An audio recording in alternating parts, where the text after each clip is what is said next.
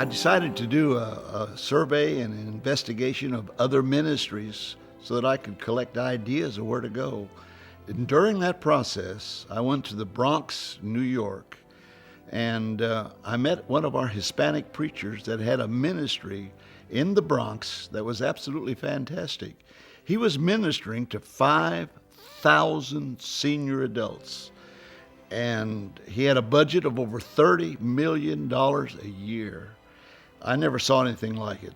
He would have dispatch services. They would call and say, I need to go to the drugstore. He would dispatch a car to pick them up. I have to go to a doctor's appointment. He would dispatch a car to pick them up. He would send meals on wheels to those that couldn't get out. He developed social centers, and much of this was geared toward widows. I asked him, I said, tell me how this all came into existence. This is a fabulous ministry. And he said, Brother Nicholas, I was pastoring a small Hispanic church with about 70. And he said, I was walking by the door of one of my widows, and she was crying. And I knocked on the door and went in, and I said, what's the matter, Sarah? And Pastor, she looked at me and looked right through me, and she said, you don't get it, do you, Pastor? You really don't get it. She said, my children never come to see me. My husband's dead. She said, I'm afraid to go out because I'll be mugged. And when you don't come by to pick me up to take me to church, I sit in this chair and I pray and I cry. And I beg God to kill me because I don't have a reason to exist. I don't have a purpose. And he said, that triggered it in my heart.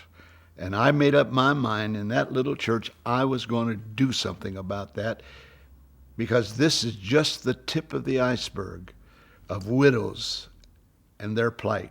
No purpose, no reason to exist, lonely, isolated. And he said, I started a social hall in the basement of my church. And this is what you see has come out of that.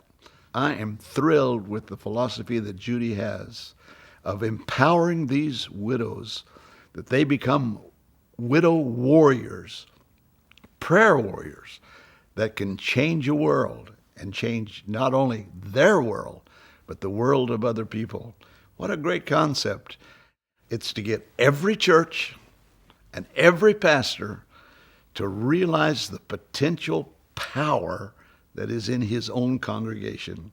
To think about 25 widows being turned in to an army, a community of warriors to help the pastor fight his battle. What a great concept. When you study the scripture, you see how strong God feels about this. It's not a passing thing. I mean strong. For instance, in Exodus 22 through 24, this is what he says. You shall not afflict, oppress, or dishonor any widow or fatherless child. If thou afflict them in any wise, and they cry at all unto me, I will surely hear their cry, and my wrath shall wax hot, and hot, and I will kill you with the sword, and your wives shall be widows, and your children fatherless. Wow. I challenge you to read that. It's the 22nd chapter of Exodus, the 22nd verse. And what it does, it just shows you how deeply God feels about this.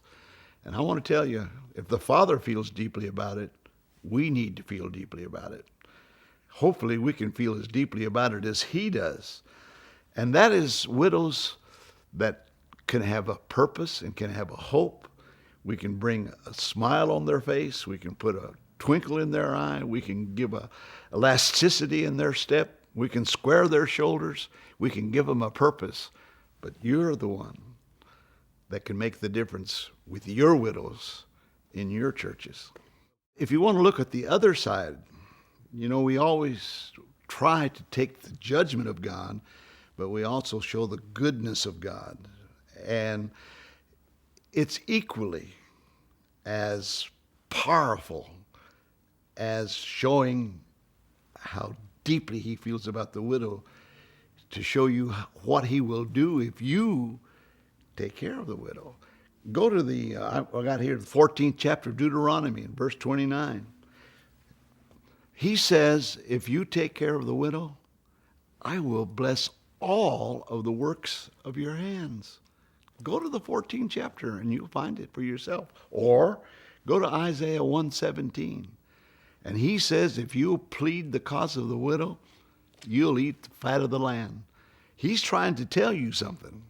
He's trying to tell you that if you'll get into this thing and into his heart about how he feels about widows, and you become obedient to that, he's going to open up the windows of heaven in your life, in your work, in your business, in your church. It'll be phenomenal. And we have testimony after testimony after testimony of businesses, the prosperity that's taken place. We have churches that have been blessed because it's Scripture. It's what God says. And it's also the revelation of how much he cares about the widow. You oppress them, I'll deal with you. You bless them, I'll feed you. That's what happens when you live in obedience of the Scripture.